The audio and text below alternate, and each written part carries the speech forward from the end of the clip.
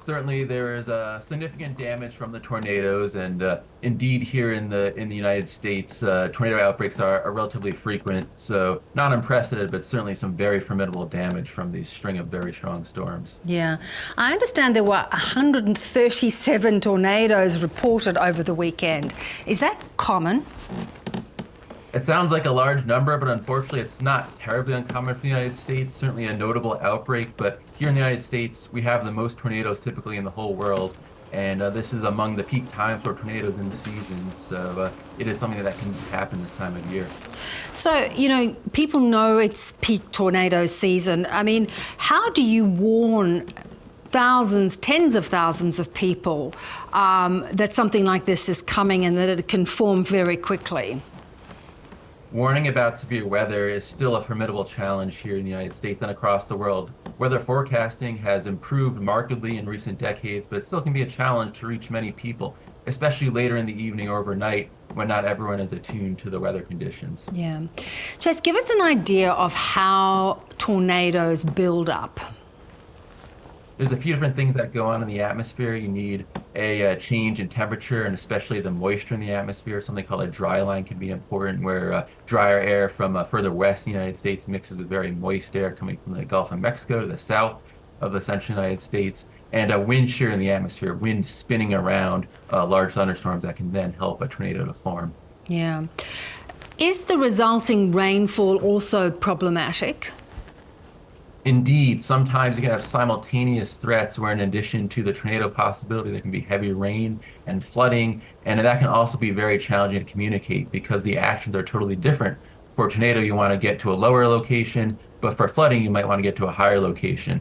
So that can definitely be a real issue. Yeah, and when you look at some of those pictures, when homes are completely flattened, there's almost nowhere for people to go. Sometimes the flooding can actually be more dangerous than the wind from the tornado. Yeah, interesting. Does climate change contribute to the severity of tornadoes that you're seeing, or is it not really a factor? This is still an area of ongoing research and still a difficult question to answer. It's hard to tell if there's a strong signal in tornado frequency and severity in a changing climate. Some of the clues we might have are that tornado season might be shifting a bit. As it warms overall, it could be shifting to cooler seasons, and also spatially, where tornadoes are happening could be shifting a bit, but it's still an area of ongoing research.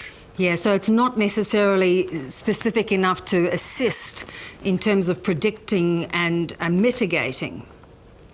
That's a fair way to summarize it. We're not totally sure yet if there'll be a large increase in tornadoes, but regardless, tornadoes always happen here.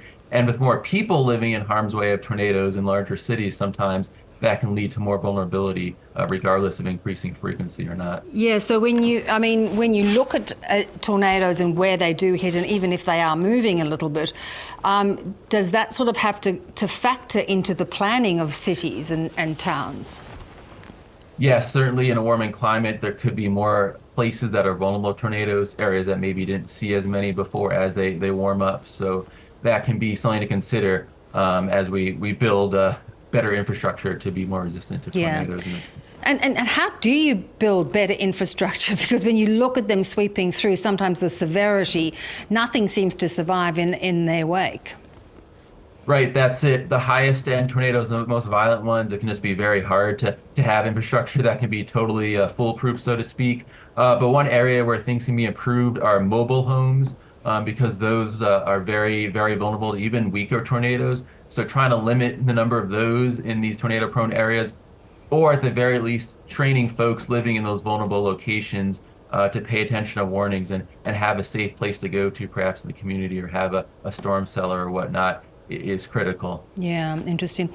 You know, when people have discussed the warming seas and temperatures there, when you're looking at that, do you think there's any relation, particularly to the rainfall buildup afterwards? Right, for the rainfall buildup, that could certainly be an important driving factor in a warming climate. We do expect there to be more in the way of heavy rain events in some locations. The warmer atmosphere can hold more moisture, so that can mean heavier rain and more flooding potentially. With tornadoes, it's a bit trickier because there's so many intricate factors needed for tornadoes to form and these so-called outbreaks of many tornadoes to occur. So it's not just as simple as a warming atmosphere, warmer ocean. There's a lot of factors that have to go into that. Yeah, I'm sure you're going to spend a lot more time trying to understand and study it. Great to have you on. Thanks, Jase. Thank you for having me.